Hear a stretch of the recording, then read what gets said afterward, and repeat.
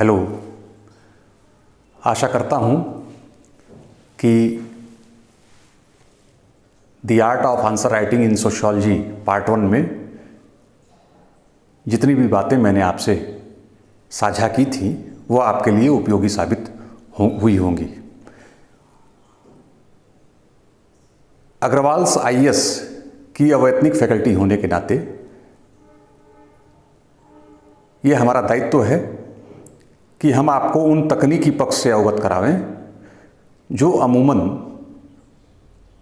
Invisible होते हुए बहुत बड़ा रोल अदा करते हैं और वह रोल अंक देने में एक बहुत ही इम्पॉर्टेंट फैक्टर साबित होता है और वो है art of answer writing. Art of answer writing में हमने दो मूलभूत चीज़ों की चर्चा की थी। पहली थी कंटेस्ट और दूसरा था कंटेंट। कंटेस्ट हमेशा वस्तुनिष्ठ होता, ऑब्जेक्टिव होता है, और कंटेंट सब्जेक्टिव होता है। चूंकि विद्यार्थी को कंटेंट लिखना होता है, मैंने आपसे अपने प्रीवियस वीडियो में बताया भी था कि कंटेंट, अगर 10 विद्यार्थी सोशियोलॉजी के एक ही प्रश्न का उत्तर लिख रहे हैं तो उनका कंटेंट अलग अलग होगा। इसलिए कंटेंट की जो प्रवृत्ति होती है या जो नेचर ऑफ द कंटेंट होता है आंसर बुक्स में जो परिलक्षित होता है, दैट इज टोटली सब्जेक्टिव, वो व्यक्तिनिष्ठ होता है। तो ये जो बुनियादी फर्क है इसको ध्यान में रखते हुए कंटेस्ट यानी संदर्भ में 5-6 कीवर्ड्स होते हैं, उनको आपको ध्यान में रखना है। अब वो जो पहला कुंजी शब्द है, कीवर्ड्स है, जिसकी चर्चा हमने किया था, डिस्कस, चर्चा कीजिए, इसके बारे में हम चर्चा कर चुके हैं। दूसरा है कीवर्ड कमेंट, जिसको हिंदी में कहते हैं टिप्पणी कीजिए, या समालोचना शब्द भी यूज होता है। तीसरा है एक्सप्लेन, हिंदी में कहते हैं समझाइए। चौथा है एलेबरेट, यानी विस्तार से। विस्तार से क्या? समझाइए, ठीक है, या विस्तार से किसी मुद्दे को उस पर आपसे उम्मीद करता है कि आप विस्तार से उस पर प्रकाश डालेंगे। तो वो जो एलेबरेट करना होता है वो वास्तव में एक बड़ा, उसमें सबसे अधिक सावधानी की आवश्यकता होती है। मैं एक एक प्रश्न का एग्जाम्पल यहाँ पर देते हुए थोड़ा सा, जैसे मैंने आपको डिस्कस में इस प्रश्न का एग्जाम्पल दिया था, तो इनका भी एक एक एग्जाम्पल दूंगा तो ज़्यादा बेहतर क्लैरिटी के साथ आपको स्पष्ट हो जाएगा। तो आइए शुरू करते हैं।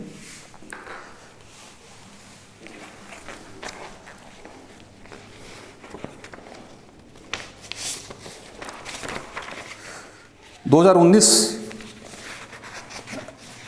के अगर आईएएस के सेकंड पेपर को, हम सोशियोलॉजी के सेकंड पेपर की चर्चा करें तो सेक्शन बी में प्रश्न संख्या 5,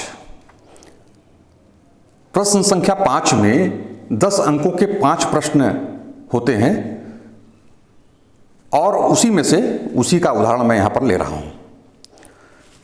पहला देखिए, कमेंट, टिप्पणी कीजिए। प्रश्न आया है कि भारत की परिवर्तनशील लोकतांत्रिक रूपरेखा पर टिप्पणी कीजिए। Comment on the changing democratic profile of India. Comment on the changing democratic profile of India. अब थोड़ा सा इसको समझा जाए। अगर आपने नोट कर लिया हो तो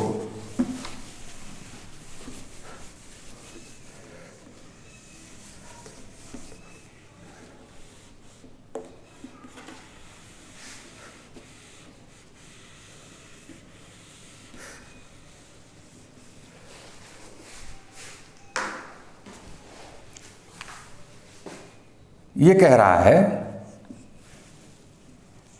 कमेंट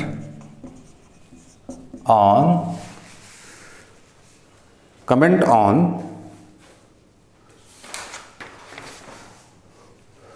द चेंजिंग डेमोक्रेटिक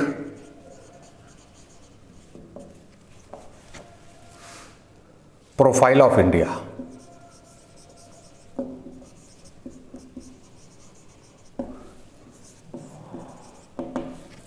ये 2019 का सवाल है, ये IAS का, ठीक है ना। भारत में परिवर्तनशील लोकतांत्रिक रूपरेखा की टिप्पणी कीजिए।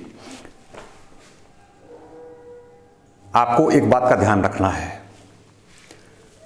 यहां पर व्हाट इज डेमोक्रेसी है नहीं, ये सवाल में पूछा जा रहा है। यहां पर यह भी नहीं पूछा जा रहा है कि right the key features of the democracy.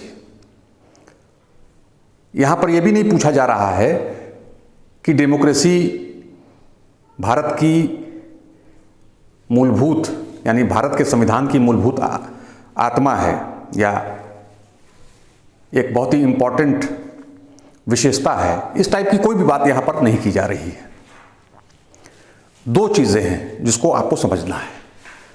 पहला तो ये कि जो मैंने आपको कीवर्ड्स के बारे में चर्चा की है, आपको ये समझना होगा कि इसमें कीवर्ड्स क्या है और इसमें कीवर्ड्स किस रूप से परिलक्षित हो रहा है। दूसरी बात कि कीवर्ड अगर यहां पर है तो कीवर्ड क्या निर्देश दे रहा है, यह है कीवर्ड कमेंट। कमेंट को हिंदी में क्या कहते हैं? टिप्पणी कीजिए। यानी कि भारत की परिवर्तनशील लोकतांत्रिक रूपरेखा पर आपको टिप्पणी करनी है। टिप्पणी कहते किसे हैं? कमेंट कहते किसे? साधारण भाषा में जब हम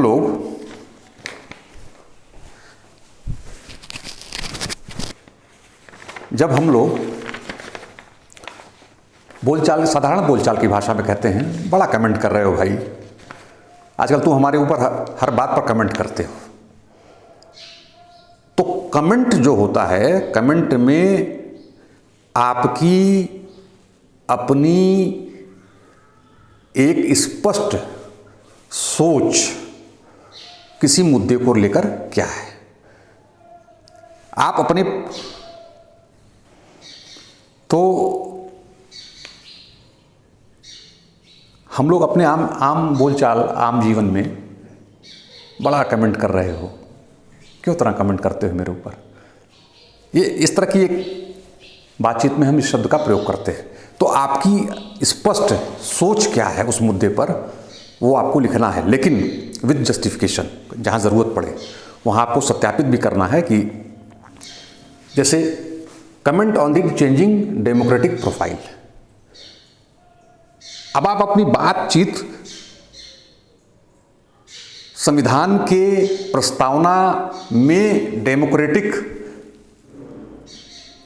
जो वर्णन किया गया, डेमोक्रेसी शब्द का उल्लेख किया गया है, ठीक है, संविधान में जो प्रावधान किया गया है, हल्का सा उसका 2-3 लाइन में, 4 लाइन में उसका संदर्भ देते हुए वर्तमान परिदृश्य में तब से, मतलब संविधान की जो स्थापना हुई, संविधान को जब से लागू किया गया तब से किस पर करना है? परिवर्तनशील। ध्यान दीजिए, चेंजिंग दूसरा शब्द है, चेंजिंग। तो डेमोक्रेसी ने इन 7 दशकों में किस तरह से एक के बाद दूसरा, दूसरे के बाद तीसरा पड़ाव पार करते हुए अभी जिस रूप में दृष्टिगत होती है, उसका समाजशास्त्रीय परिप्रेक्ष्य से, यहाँ पॉलिटिकल साइंस का ही फ्लेवर नहीं होना चाहिए, सोशियोलॉजी। एक बात हमेशा ध्यान रखिए कि डेमोक्रेसी आप पॉलिटिकल साइंस में भी पढ़ते हैं, लोक प्रशासन में भी पढ़ते हैं, बट अगर सोशियोलॉजी में पूछा गया है तो उसका सोशियोलॉजिकल पर्सपेक्टिव बनाए रखिए, यही आपको ध्यान रखना है। होता क्या है कि जैसे आपने स्नातक स्तर पर मान लीजिए पॉलिटिकल साइंस या लोक प्रशासन लिया रहा होगा, तो ऐसी स्थिति में उन सब्जेक्ट्स के विद्यार्थी होने के नाते आप बहुत ज़्यादा एक झुकाव आपका आंसर राइटिंग के समय हो जाता है कि पॉलिटिकल साइंस का टॉपिक है, इसको उसी फ्लेवर में लिखना है। लेकिन आपको वहाँ पर ये ध्यान रखना होगा कि ये सोशियोलॉजी का प्रश्न पत्र है और यहाँ पर आपसे किसी भी राइटिंग में, किसी भी आंसर राइटिंग में सोशियोलॉजिकल पर्सपेक्टिव, समाजशास्त्रीय नज़रिया और दृष्टिकोण की मांग की जाती है। तो वहाँ एक महत्वपूर्ण सतर्कता आपको ध्यान में रखनी है। तो चेंजिंग डेमोक्रेटिक प्रोफाइल कि भारत में लोकतंत्र ने किस तरह के अलग अलग पड़ावों पार किए और भारत में लोकतंत्र का वर्तमान स्वरूप क्या है, उस पर आपको टिप्पणी लिखनी है। ठीक है ना। तो अब बहुत सारे विद्यार्थी होंगे, वो डेमोक्रेसी क्या है, भारत में डेमोक्रेसी, भारत बहुत बड़ा, सबसे बड़ा डेमोक्रेटिक राष्ट्र है। ठीक है। आप ये सब लिख कर चले आएंगे और आप कहेंगे हमारी मुख्य परीक्षा बहुत अच्छी हुई लेकिन हमें अंक नहीं मिला। तो उसका कारण समझिए कि पूछा क्या जा रहा है। मेरा अपना व्यक्तिगत 16-17 वर्षों का जो अनुभव है यूपीएससी के विद्यार्थियों को मार्गदर्शन उपलब्ध कराने का, उसमें मैंने कई बार इस बात को महसूस किया है। टेस्ट जब अग्रवाल साइएस के टेस्ट सीरीज यहाँ होते हैं ऑफलाइन क्लासेस में, तो वहाँ पर भी बहुत सारे विद्यार्थी ये गलती करते हैं कि डेमोक्रेसी की विशेषता लिख दिया, या भारत में डेमोक्रेसी किस तरीके से स्थापित हुई, या संविधान में डेमोक्रेसी को लेकर क्या क्या उल्लेख किया गया है। ये कहीं कुछ पूछा ही नहीं जा रहा है। कहा जा रहा है कि चेंजिंग डेमोक्रेटिक प्रोफाइल। बस आप प्रश्न को 2-3 बार पढ़िए, कम से कम 3 बार पढ़िए और तब समझिए कि प्रश्न की मांग क्या है। आपसे विश्वास रखिए, आपसे गलती होगी नहीं, क्योंकि 1/, कम से कम 30 to 40% मुख्य परीक्षा में विद्यार्थियों के द्वारा यही गलती की जाती है कि पूछा कुछ और जा रहा है और वो कुछ उसके नियर बाई लिख कर चले आते हैं इस अपेक्षा के साथ कि उन्होंने अपना प्रदर्शन तो 100% दिया है, लेकिन क्या होगा, अंक कैसे मिलेंगे, यह अब आप बेहतर समझ चुके होंगे। आइए अब दूसरा यहाँ पर उदाहरण लेते हैं। दूसरा एक शब्द आया है एलेबोरेट, विस्तार। ठीक है, एलेबोरेट।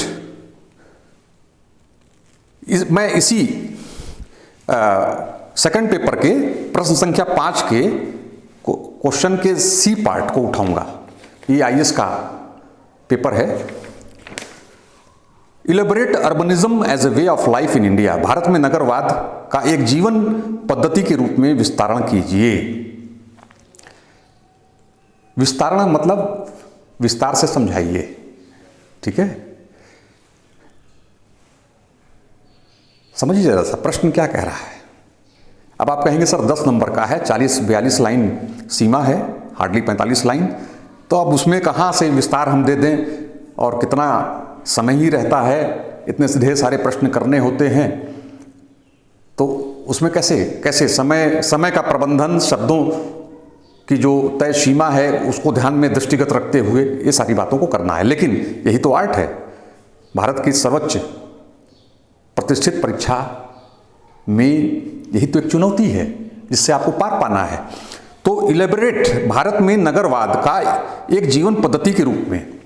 देखिए नगरवाद क्या है, नगरीयता क्या है, दोनों अलग अलग चीजें हैं।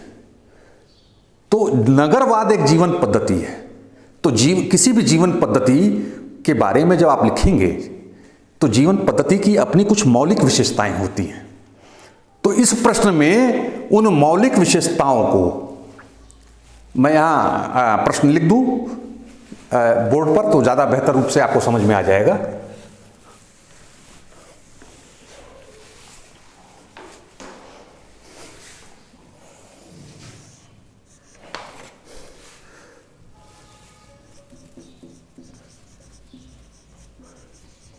Elaborate urbanism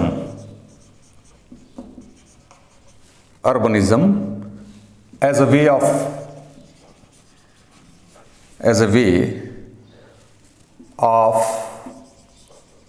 life in India. Elaborate, ठीक है। अब आपको ध्यान क्या रखना है, ध्यान रखना है पहला कुंजी शब्द है इलैबोरेट। ठीक है, इलैबोरेट जब कहा गया तो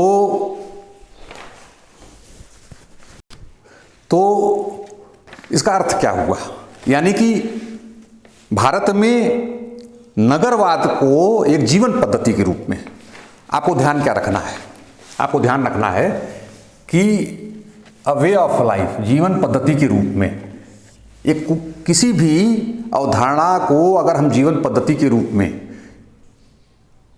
समझने का प्रयास करते हैं तो उस अवधारणा में जीवन पद्धति की अपनी कुछ एक मौलिक विशेषताएं होती हैं। उन विशेषताओं की चर्चा को आपको लिखना है, ठीक है, कि उन विशेषताओं के द्वारा हम जस्टिफाई करेंगे कि क्यों नगरवाद एक जीवन पद्धति है। और पूछ रहा इन इंडिया, तो भारत में, अमेरिका में नहीं, यूरोप में नहीं, भारत में, ठीक है ना।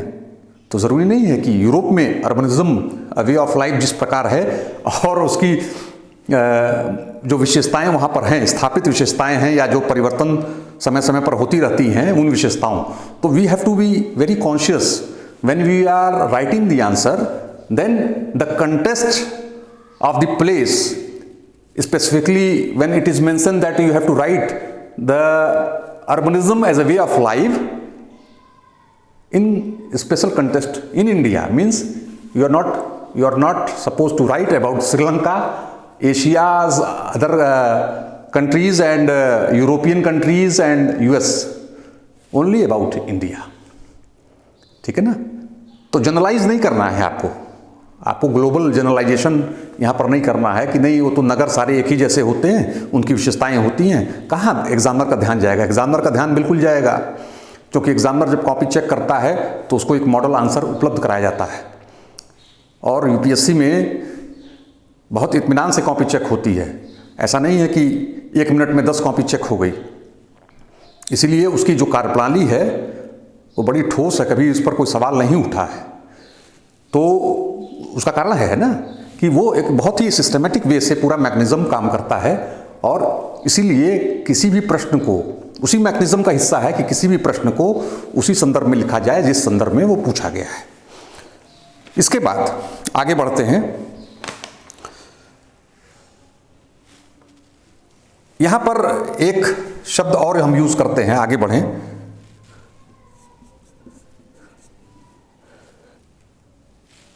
इलूसिडेट, इसको कहते हैं व्याख्या कीजिए।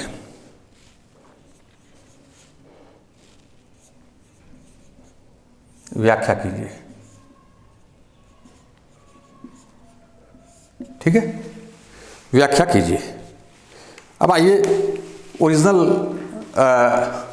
प्रश्न के संदर्भ में इसको समझा जाए कि ये है क्या, कैसे इसमें लिखेंगे हम और कैसे समझेंगे कि प्रश्न की मांग क्या है।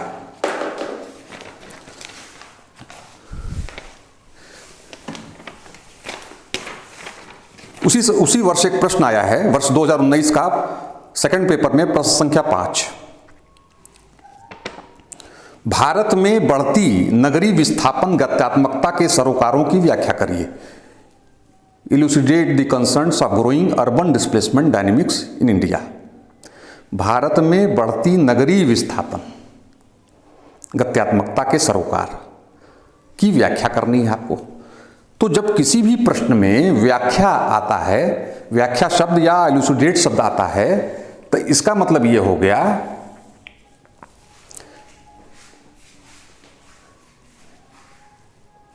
कि किस चीज की व्याख्या,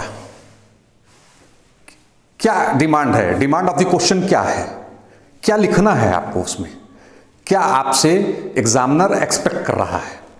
तो प्रश्न को फिर पढ़ा जाए। भारत में बढ़ती नगरीय विस्थापन गत्यात्मकता के सरोकार, यानी कि नगरीय विस्थापन की गत्यात्मकता के सरोकार, नगरीय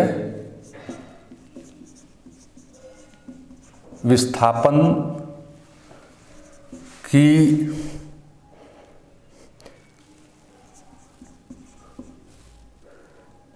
गत्यात्मकता के सरोकारों, ठीक है। ये 2019 का सवाल है आईएएस का, ठीक है, सेकंड पेपर, पेपर 2। अब नगरीय विस्थापन भारत में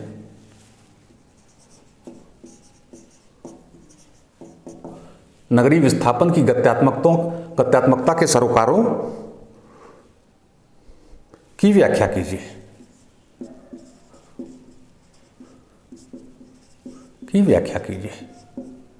देखिए, अब आपको फिर यहां पर एक बात समझनी है जो पूछी गई है, व्याख्या कीजिए। व्याख्या मतलब आपका अपना कोई ओपिनियन इसमें नहीं लिखना है, पहली बात तो क्लियर है। व्याख्या में उन्हीं चीजों का समावेश किया जाता है जो वास्तव में एज इट इज फैक्चुअल होती हैं। आप उन फैक्चुअल हैपनिंग्स को एक डिसिप्लिनरी क्रमबद्धता के साथ, विषयगत क्रमबद्धता के साथ आंसर बुक में लिखते हैं। तो भारत में नगरीय विस्थापन की गत्यात्मकता, यानी कि नगरीय विस्थापन क्यों हो रहे हैं, इतनी तेजी से क्यों हो रहे हैं, उसके पीछे के सरोकार क्या है, कौन कौन से ऐसे रीजंस बिहाइंड हैं, है ना। कोई भी घटना होती है समाज में तो उसके कुछ न कुछ सामाजिक कारक होते हैं। उन सामाजिक कारकों की व्याख्या आपको उसमें करनी है, जो जुड़े हुए किससे, नगरीय विस्थापन। अब जैसे मान लीजिए नॉन एग्रीकल्चरल सेक्टर में रोजगार के अवसर गांवों में बहुत कम उपलब्ध है, नगरों में ज्यादा है। तो नॉन एग्रीकल्चरल सेक्टर जो है या सर्विस सेक्टर एक बड़ा आकर्षण पैदा करता है ग्रामीण जनसंख्या के लिए कि वो नगरों की ओर विस्थापित हो। इस तरह से बहुत सारे दूसरे भी कारक हैं। तो वो जो सरोकार हैं, उन्हीं सरोकारों की आपको व्याख्या करनी है, ठीक है। तो मेरे ख्याल से चीजें स्पष्ट हो गई होंगी आपको। अगला, इसी क्रम में अगला हम प्रश्न उठाते हैं और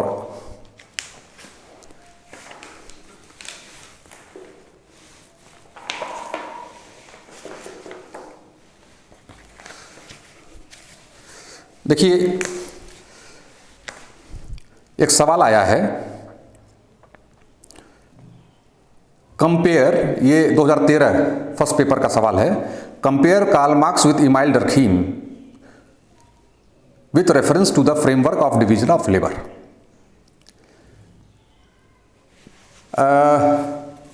इस प्रश्न का हिंदी रूपांतरण क्या है?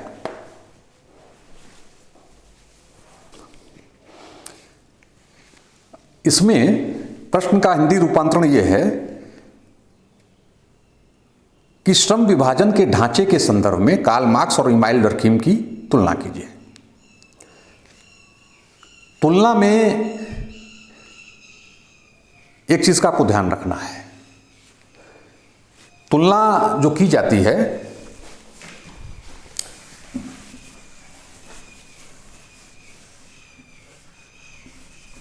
तुलना करते समय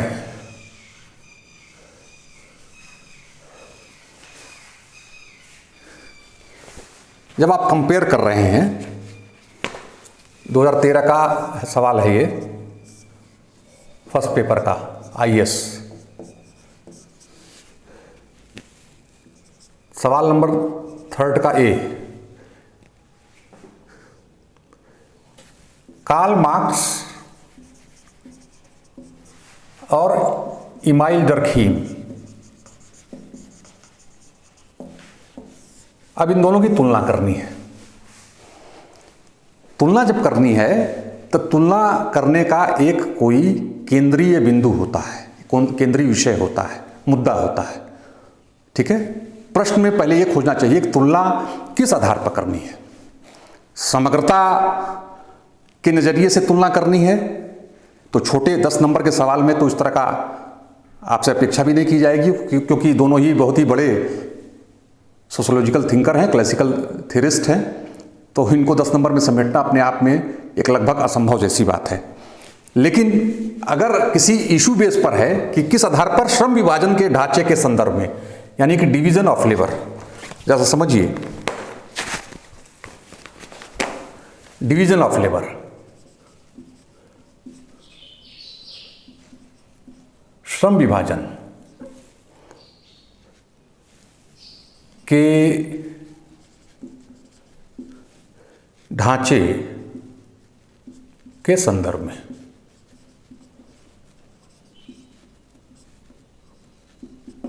ठीक है, इन कंटेस्ट या special reference to the framework of the division of labour. अब डर्खीम ने डिवीजन ऑफ लेबर पर जो अपने पोस्टुलेट्स प्रपाउंड किए हैं, जो मूलभूत व्याख्याएं दी हैं, जिसके आधार पर, चूंकि इमाइल दर्खीम की पीएचडी की थीसिस भी the division of labour in society पर ही थी, और ये कालजयी रचना मानी जाती है डिवीजन ऑफ लेबर। तो मार्क्स का जो श्रम विभाजन था वो वर्ग आधारित था।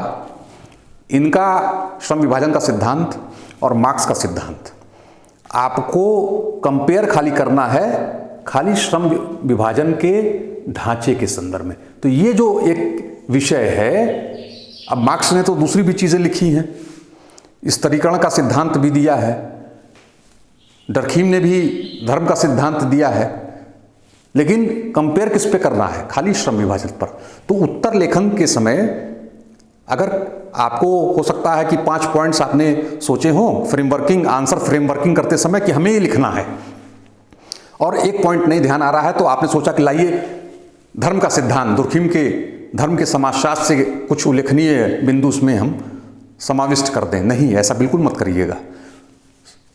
जिस आधार पर कंपेयर करने की बात की जा रही है, उस आधार पर ही स्वयं को केंद्रित रखना है। You should never deviate from the central point on which the compare between these two theorist is suppose to be done in the answer book while answer writing.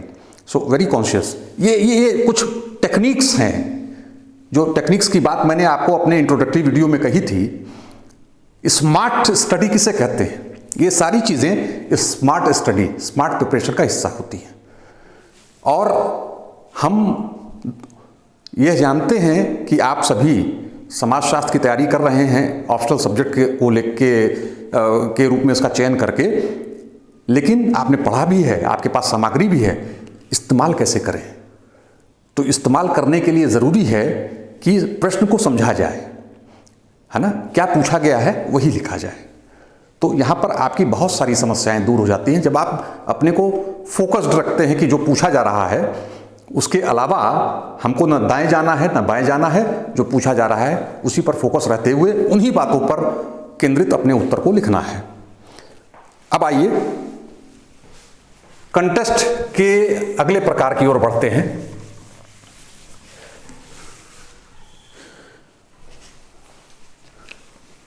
एक सवाल आया है, critically analysis the contribution of G H Mead to symbolic interactionism. 2013 first paper का तीसरा सवाल है। प्रतीकात्मक अंतःक्रियावाद, अन्योन क्रियावाद भी इसको कहते हैं, में जीएच मीड के योगदानों का समीक्षात्मक विश्लेषण करिए। अब देखिए थोड़ा सा बहुत सारे विद्यार्थियों को घबराहट होने लगेगी कि ये विश्लेषण भी कीजिए और समीक्षात्मक विश्लेषण कीजिए, तो ये कौन सा संकट आन पड़ा? बड़ा आसान है, ये कोई संकट नहीं है। ठीक है, तो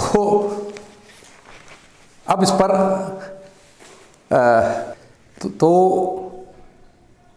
अब इस सवाल में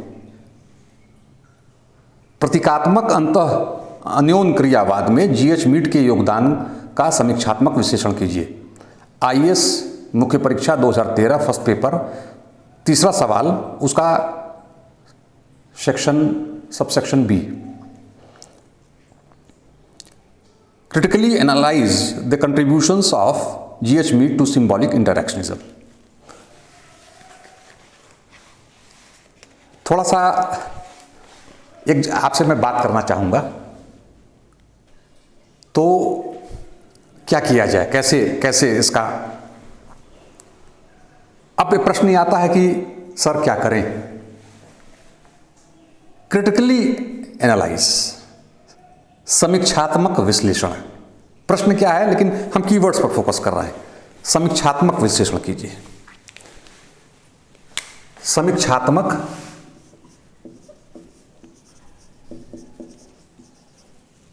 विश्लेषण कीजिए।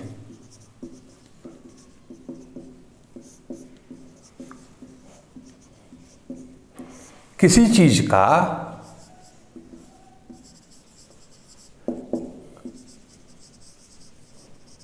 क्रिटिकली एनालाइज करने का मतलब क्या हुआ। आप अखबारों में पढ़ते हैं कि मंडलायुक्त ने, कमिश्नर ने समीक्षात्मक बैठक बुलाई। इसमें जिलाधिकारी और जनपद के अन्य वरिष्ठ आईएएस, आईपीएस, पीसीएस अधिकारी उसमें भाग लिए। समीक्षात्मक बैठक अखबारों में पढ़ते हैं ना कि डीएम ने समीक्षात्मक बैठक बुलाई। तो उस बैठक में होता क्या है। अब मैं थोड़ा सा सोशियोलॉजी से इतर ब्यूरोक्रेसी की बात करता हूं। उसमें समीक्षा, मान लीजिए अगर डीएम ने बुलाई तो समीक्षा में क्या होता है कि जितने अधिकारी उपस्थित होते हैं और जिनको अलग अलग दायित्व दिए हुए हैं, उन्होंने अपने दायित्व निर्वहन में क्या अपडेट है, क्या रीसेंट डेवलपमेंट है टिल डेट, यानी कि मीटिंग की पूर्व संध्या तक क्या उपलब्धियां हैं उनके खाते में आई हैं और क्या खामियां रह गई हैं। ठीक है, कितना टारगेट था, कितने टारगेट के करीब करीब प्राप्ति हो गई, टारगेट अचीव हो गया या कितना प्रतिशत अभी पीछे रह गए। इस पूरी क्रियाकलाप की समीक्षा बैठक में अमूमन यही होता है। और फिर उसमें आगे के लिए फिर एक नया टारगेट और कैसे किया जाए, अगर कोई चैलेंजेस हैं तो उस पर बातचीत होती है। मीड के सिंबॉलिक इंटरैक्शनिज्म, मीड के कंट्रीब्यूशन, जॉर्ज हर्बर्ट मीड के योगदान के समीक्षात्मक विश्लेषण आपको करना है। तो इसका अर्थ ये हुआ कि मीड ने जो भी प्रतीकात्मक अंतःक्रियावाद में योगदान दिया है सैद्धांतिक, उसका आपको बड़े संक्षिप्त में, यहाँ पर संक्षेप में आपको उसके बारे में चर्चा करनी है। विश्लेषण तो तभी करेंगे ना जब पहले जो कार्य उन्होंने किया है उसका एक ब्रीफ आवे। तो पहले अगर ये 20 नंबर का सवाल है, ये 20 नंबर का सवाल है और इस 20 नंबर का सवाल का मतलब हो गया कि करीब करीब आप ये मान के चलिए कि 250 शब्द। तो 250 शब्द, 250 पौने 300 शब्द अगर हैं तो उसमें आपको कम से कम 150 शब्द, 125 से 150 शब्द आपको मीड के योगदान पर फोकस करना पड़ेगा फ्रॉम इंट्रोडक्शन की मीड की। और एक बात हमेशा ध्यान रखिए कि आईएएस और पीसीएस दोनों में आप बी और एमए वाली परिपाटी लेकर उत्तर कभी मत लिखिए कि भूमिका लिख रहे हैं 10 लाइन, कहाँ पैदा हुए ना। मीड ने अपनी कृति, ठीक है, फला फला फला ब्रैकेट में उसका सन आपने डाल दिया 1926, 36 जो भी है, और वो आपने करते हुए ने अपना सिद्धांत फला प्रतीकात्मक अंतःक्रियावाद का सिद्धांत प्रतिपादित किया था। वहां से बात शुरू करिए। एक एक शब्द को 1,000 रुपया, जैसे आप 1,000 रुपया खर्च करते हैं तो सोचते हैं ना, कंजूसी के साथ खर्च करते हैं कि खर्च करें कि न करें। तो आईएएस मुख्य परीक्षा में जो शब्दों का प्रयोग होता है, शब्द सीमा, टाइम मैनेजमेंट, दोनों का संतुलन बनाते हुए, उसका मोल रुपए से भी ज़्यादा है। तो जब आप इस लेवल का एहतियात बरतेंगे तो एक तो आपकी वोकैबुलरी अच्छी होगी, क्योंकि आपको कम शब्दों में ज़्यादा कम्युनिकेट करने वाले शब्द चाहिए होंगे। वो अखबार की संपादकीय पढ़ने से निसंदेह आप अपने आप को एनरिच कर रहे होंगे। दूसरा, वो जो वोकैबुलरी है कि कम शब्दों में अपनी बात अधिक से अधिक कही जाए, वो आर्ट राइटिंग का एक अनिवार्य हिस्सा है। तो इस तरह का जो समीक्षात्मक विश्लेषण का प्रश्न आता है, उसमें विश्लेषण बाद में होगा, पहले समीक्षात्मक विश्लेषण। तो पहले तो समीक्षा की जाएगी ना। अब विश्लेषण मतलब एनालाइज फिर आप करेंगे। तो एनालाइज आप कैसे कर सकते हैं? आप तो कर नहीं सकते, आप कोई अधिकृत व्यक्ति है भी नहीं, सिंबॉलिक इंटरैक्शनिज्म पर आपका कोई एकेडमिक काम है नहीं। तो एनालाइज करने के लिए जो इनके बाद के सक्सेसर्स हैं, उन्होंने क्या कहा है, या सिंबॉलिक इंटरैक्शनिज्म पर मीड के योगदान को दूसरे स्थापित समाजशास्त्रियों ने, हार्डली दो बहुत हैं, है ना। जैसे आपने इसमें चर्चा की, तो जब आप चर्चा किए तो विश्लेषण में उन 2 समाजशास्त्रियों को आप खाली कोट कर दीजिए और उन्होंने किस तरीके से मीड के योगदानों का विश्लेषण किया है, 4-4 लाइन, 3 से 4 लाइन या 5 लाइन, और फिर आपका फाइनली कंक्लूजन आ जाएगा। ठीक है। तो समीक्षात्मक विश्लेषण में जो प्रश्न पूछा गया है वो एक संतुलित क्रमबद्धता के साथ आपने मुख्य परीक्षा में, और इतना तो एग्जामिनर भी समझ रहा है, ऐसा नहीं है, वहाँ क्रूर और निर्दयी लोग नहीं होते हैं, वो समझते हैं। देखिए, मैं आपसे बार बार कहता हूँ कि संघ लोक सेवा आयोग की मंशा क्या है। आप बहुत बड़े समाजशास्त्री हैं, ये देखना उनकी मंशा नहीं है। आप बहुत बड़े समाज वैज्ञानिक हैं, ये जानना उनकी मंशा नहीं है। उनकी मंशा सिर्फ एक है कि आप कितने व्यवस्थित हैं, कितने क्रमबद्ध हैं, आपका एनालिटिकल पावर कैसा है, आपका कम्युनिकेशन पावर कैसा है, आप किस तरीके से कम लेखन, क्योंकि मुख्य परीक्षा में तो आप तो होते नहीं हैं, आपका प्रतिनिधित्व कौन कर रहा है, आपका लेखन यानी कि आंसर्स, तो वो कितना ज़्यादा इम्पैक्टफुल है, प्रभावकारी है। कल आप आईएएस होंगे तो आपको नेतृत्व करना है, कल आप पॉलिसी मेकिंग बॉडी का हिस्सा होंगे, कल आप विदेशों में राष्ट्र को रिप्रेजेंट करेंगे, तो आपके अंदर एक उस लेवल का रिप्रेजेंटेशन की क्वालिटीज़ तो होनी चाहिए ना। तो आप इसको ये मत लीजिए कि ये समाजशास्त्र का उत्तर लेखन है।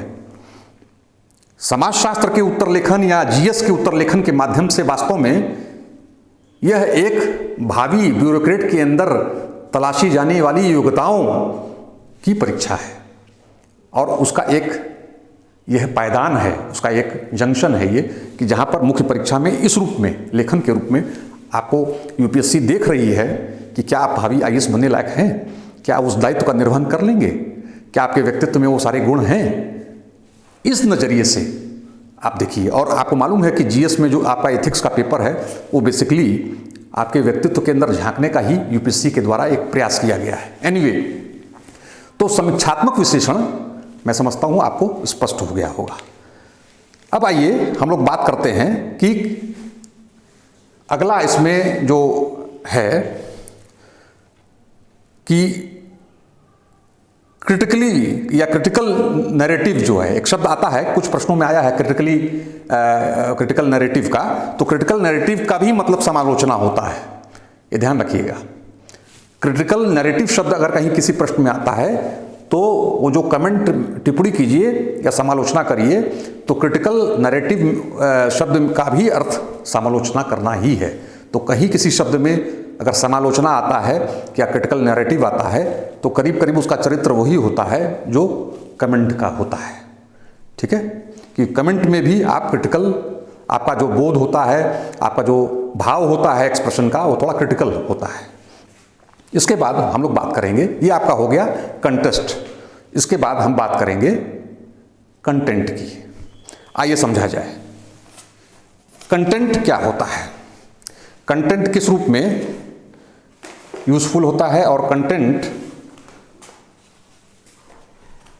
एक बात मैं यहां पर आपको और बताना चाहूंगा,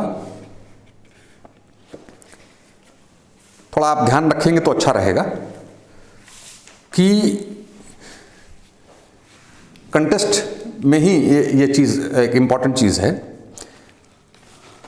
कि आपको प्रश्न, जब आपको मुख्य परीक्षा में आप उत्तर लेखन शुरू करते हैं तो आपको कंटेस्ट में, संदर्भ में कुछ चीजें ध्यान में रखनी है। पहला, कंटेस्ट में पहला कि प्रश्न थ्योरेटिकल है या अप्लाइड है, प्रश्न सैद्धांतिक है या अप्लाइड है। तो या तो प्रश्न क्या होगा, सैद्धांतिक होगा, थ्योरेटिकल होगा, या खाली अप्लाइड होगा।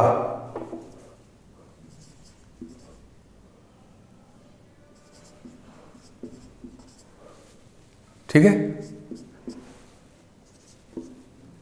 दो खंड होगा, 2 पार्ट्स होगा,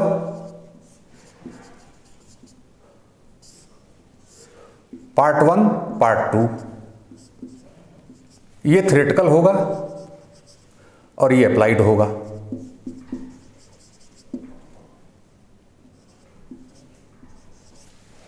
ठीक है,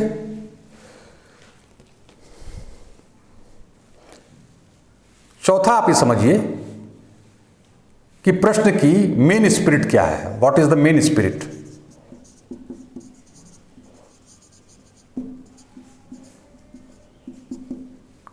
ऑफ क्वेश्चन,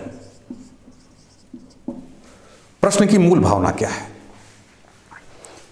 प्रश्न की मूल भावना क्या है।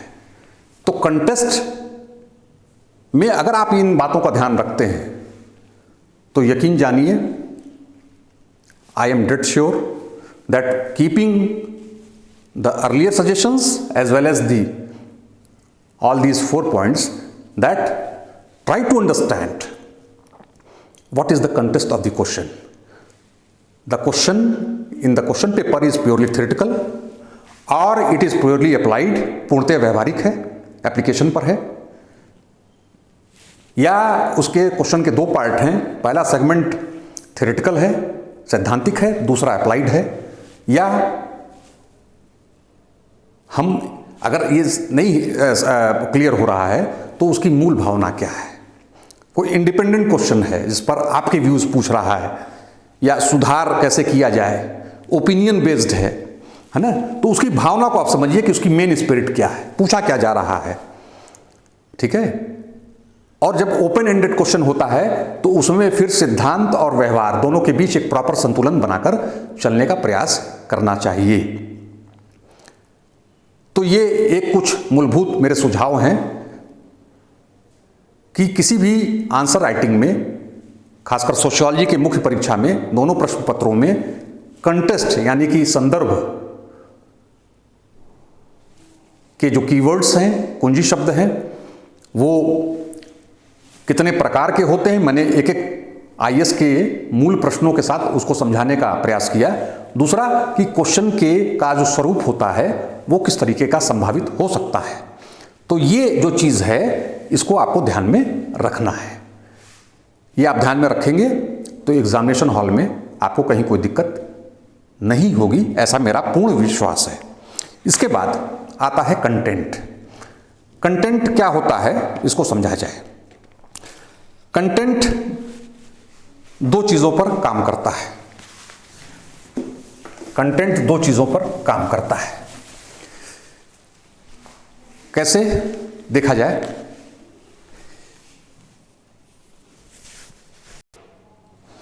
कंटेंट में आपको क्या देखना है? कंटेंट में 2 चीज़ें देखनी है। कंटेंट मतलब कंटेंट जो आप लिखेंगे, आंसर आपका जो मटेरियल होगा आंसर का, वो कंटेंट होता है। पहली चीज तो ये कि अगर प्रश्न का कुछ इस तरह का मांग है कि इंफॉर्मेटिव है, सूचनात्मक है, कार्ल मार्क्स के सामाजिक स्तरीकरण के सिद्धांत की व्याख्या कीजिए। क्या भारत में कार्ल मार्क्स का सिद्धांत भारतीय समाज के अध्ययन में उपयोगी है? तो पहला हिस्सा थ्योरेटिकल है, सिद्धांत लिखना है आपको। दूसरा भारत के संदर्भ में या भारतीय समाज के अध्ययन में उपयोगी है कि नहीं है। तो आपको ध्यान में रखना पड़ेगा कि AR देसाई, ठीक है, वो क्या थे? मार्क्सिस्ट थे। दूसरा आपको ध्यान में रखना पड़ेगा कि बंगाल में जो समाजशास्त्रियों के द्वारा अध्ययन किए गए हैं उनमें अधिकांशतः मार्क्सवादी अप्रोच का या मार्क्सवादी पैराडाइम का इस्तेमाल किया गया है। तो आपको वो केस अध्ययन कोट करना चाहिए। मेरे पास विद्यार्थियों का ये प्रश्न आता है कि सर कुछ केस अध्ययन 30 साल पहले, 25 साल पहले, 20 साल पहले, 40 साल पहले किए गए हैं। देखिए किए तो गए हैं, लेकिन वो केस अध्ययन ऐसे हैं जो आज भी मील का पत्थर हैं। अगर AM शाह ने 80s में हाउस होल्ड की अवधारणा दी है, या योगेंद्र सिंह ने भारत में परंपराओं के आधुनिकीकरण के संदर्भ में जो किताब लिखी थी 1972 में कनाडा में, तो वो ऐसा नहीं आउटडेटेड हो गई। अगर आप उस किताब को देखिए तो पूरा एज इट इज़ आज भी उसका जो महत्व है वो मुझे लगता है कि पहले से ज़्यादा हो गया है। तो स्टडीज़ जो नई हैं वो तो ही हैं, उनको आप कोट कर सकते हैं, बट जो माइलस्टोन स्टडीज़ हैं, जैसे A.R. देसाई ग्रामीण समाजशास्त्र में जब भी आप कोई चीज़ लिखते हैं तो A.R. देसाई की अवहेलना आप नहीं कर सकते। जब आप सोशल मूवमेंट्स की बात करते हैं तो वहाँ पर टी.के. उमन, पार्थानाथ मुखर्जी, है ना, इनकी अवहेलना आप नहीं कर सकते। तो ये जो चीज़ें हैं ये आपको ध्यान में रखना है। तो प्रमाणीकरण, अगर आप भारत में भारतीय समाज के अध्ययन में क्या मार्क्सवादी सिद्धांत सहायक है तो आपको देना है कि ये अध्ययन हुए हैं और उनके फाइंडिंग्स के आधार पर ये कहा जा सकता है कि सहायक है या नहीं सहायक है।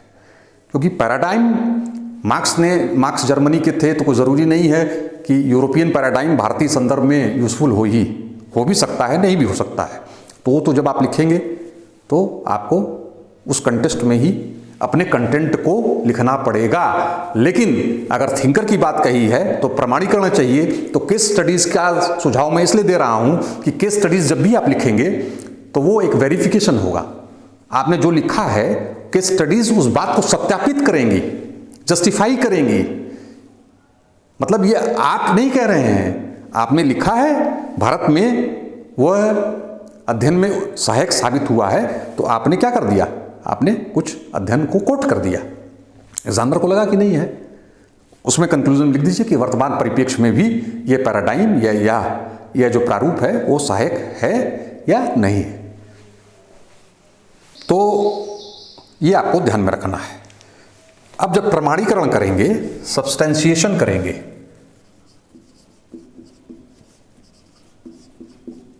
तो आप अपने आंसर का प्रमाणीकरण कैसे करेंगे? या आप किसी विचारक को लिखेंगे, ठीक है, थिंकर्स को,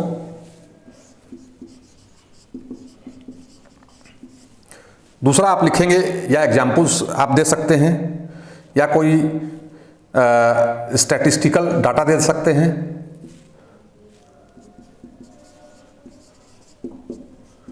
ठीक है, संख्यात्मक कोई आप परसेंटेज ईयर वाइज या कुछ इस तरह का दे सकते हैं। केस अध्ययन, व्यक्तिगत अध्ययन, इसको केस स्टडी भी कह सकते हैं। और एग्जाम्पल्स आप दे सकते हैं, उदाहरण।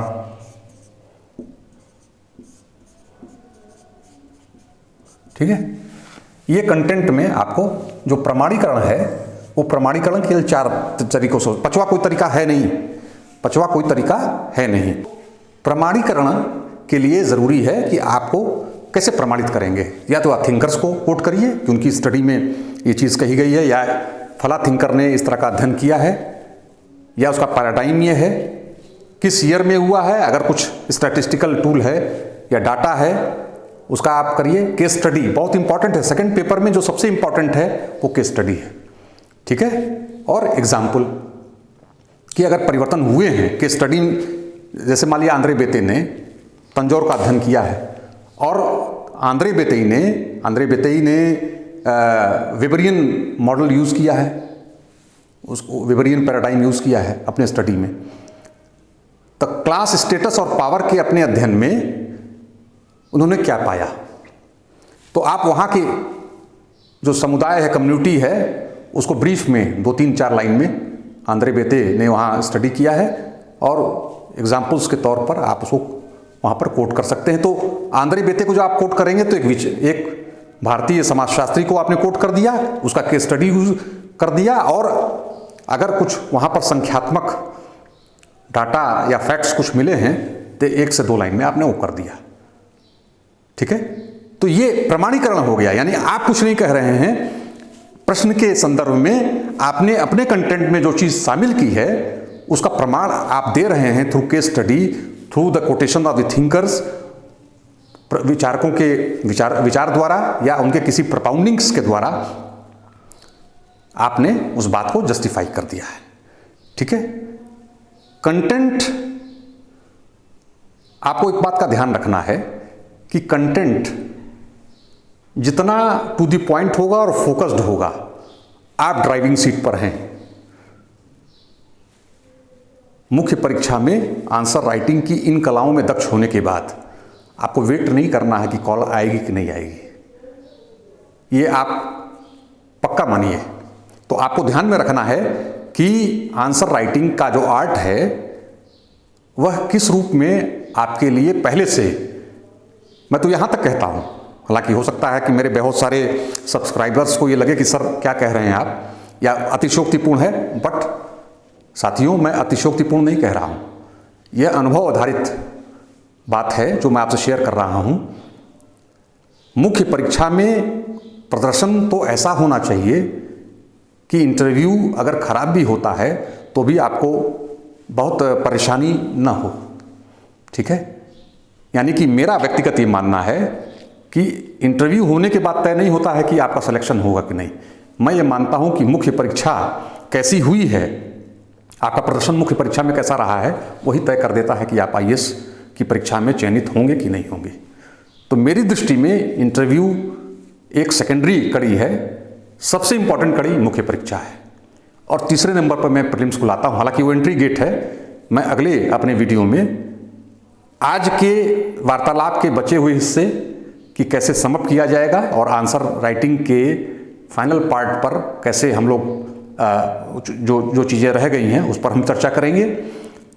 और मुख्य परीक्षा क्यों महत्वपूर्ण है, जैसा कि मैंने आपसे कहा कि मुख्य परीक्षा मेरी दृष्टि में महत्वपूर्ण है।